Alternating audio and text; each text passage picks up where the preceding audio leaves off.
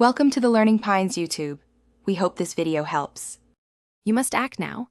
Ensure there is at least one other admin account available, because removing the only admin will lock you out.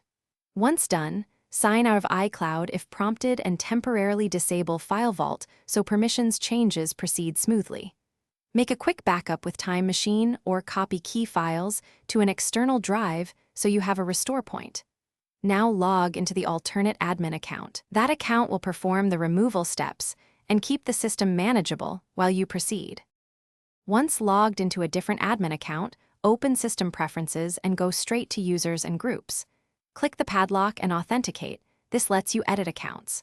Select the admin user you want removed, click the minus button, and choose whether to save the home folder as a disk image or delete it immediately. Saving preserves data.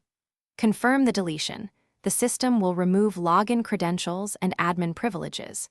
Make sure another account still has admin rights. If not, promote a standard user before you finish. After removal, restart and sign into the remaining admin to verify everything.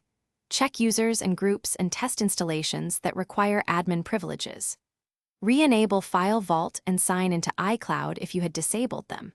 If something goes wrong and you are locked out, reboot into recovery mode, open Terminal to enable the hidden root, or create a new admin with Reset Password tools, or restore from your Time Machine backup. Keep calm. These recovery options let you regain access without. Thanks for watching. Consider subscribing if we helped you.